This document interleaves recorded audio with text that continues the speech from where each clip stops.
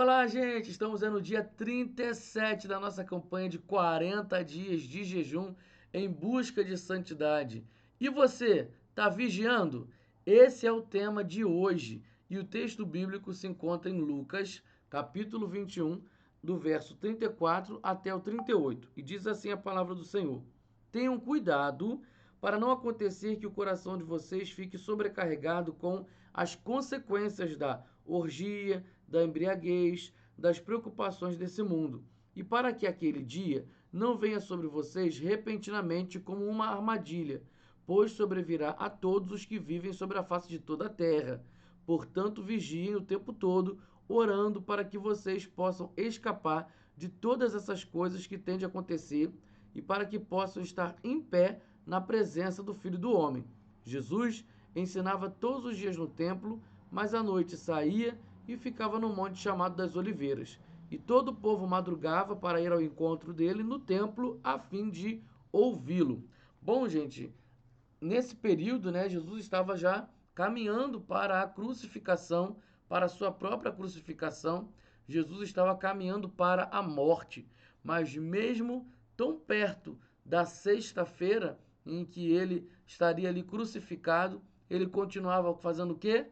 Continuava no propósito dele, continuava na missão do Pai, continuava vigilante e focado em ensinar as pessoas sobre as coisas do reino de Deus.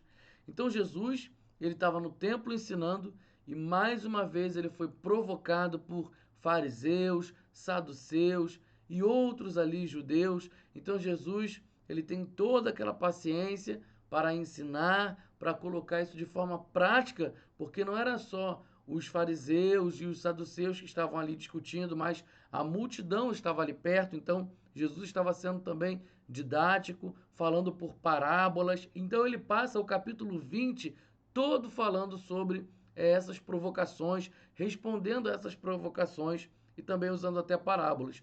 Já no capítulo 21, ele começa a falar sobre as coisas concernentes ao fim dos tempos. Então ele começa a preparar o povo, começa a preparar os seus discípulos, começa a preparar aquela multidão de que esse dia vai chegar para todos.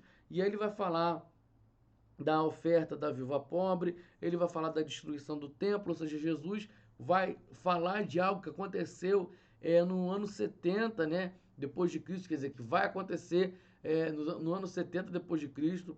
Então Jesus começa também a falar de coisas ali do futuro para aquele período, que aconteceria ali próximo daquele período, e também para as coisas que ainda vão acontecer, que é a volta do Messias. Então Jesus começa a falar sobre isso aqui para preparar o coração das pessoas.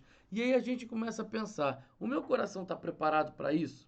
Será que eu estou me preparando para isso? Porque Jesus estava muito preparado para a sua missão aqui na Terra, mesmo caminhando para a sua própria morte.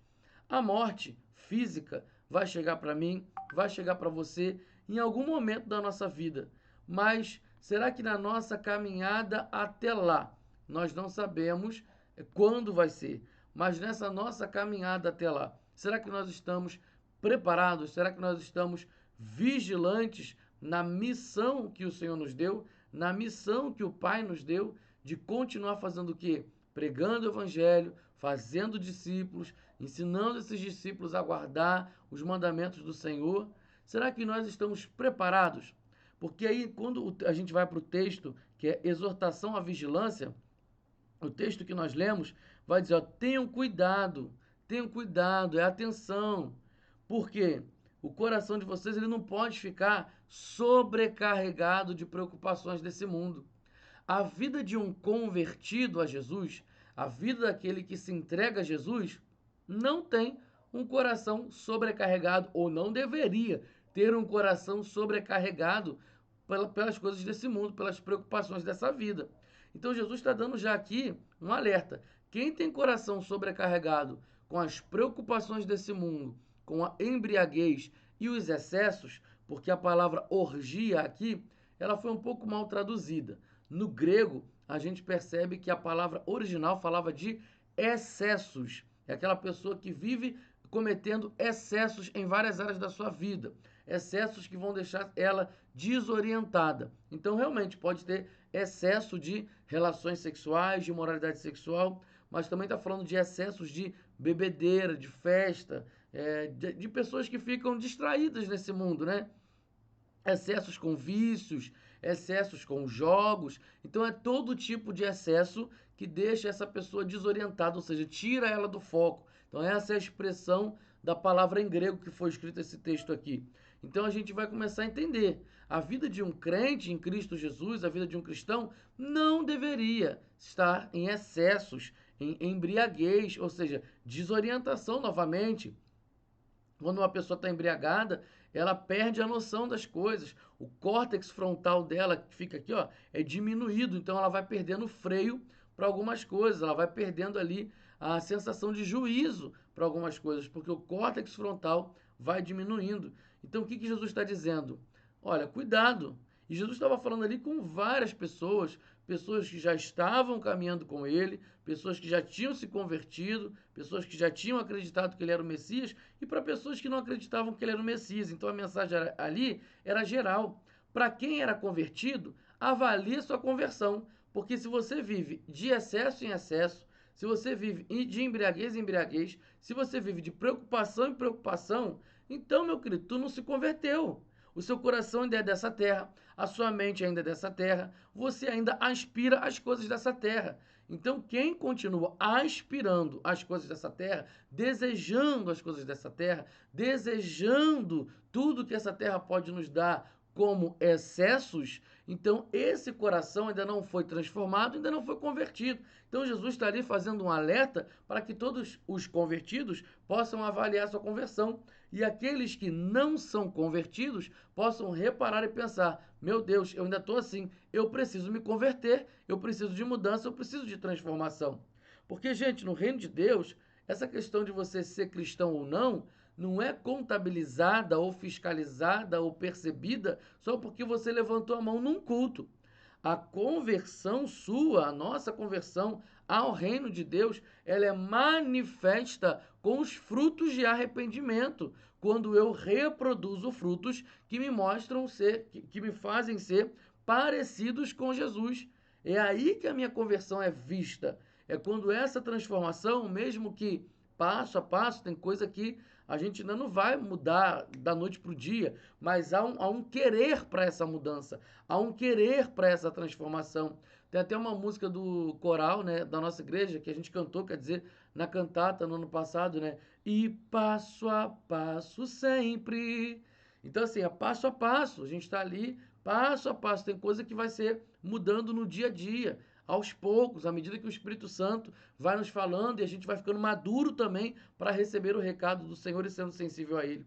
Então a nossa conversão ela é percebida pelos frutos. É uma mudança interna que se manifesta de forma externa. Agora, se o seu exterior é só excesso, é só embriaguez, é só preocupação, é estresse, é com um monte de coisa desse mundo, você não consegue dormir por causa de dinheiro, você não consegue dormir porque você está preocupado com o dia de amanhã. Você vive cometendo excesso de preocupação, excesso de estresse, excessos e excessos que estão te adoecendo fisicamente. Então, se tudo isso está se mostrando de forma externa, é porque o seu interior ainda não está convertido. Então, o texto de hoje, a caminho da crucificação, e essa pergunta, você está vigiando?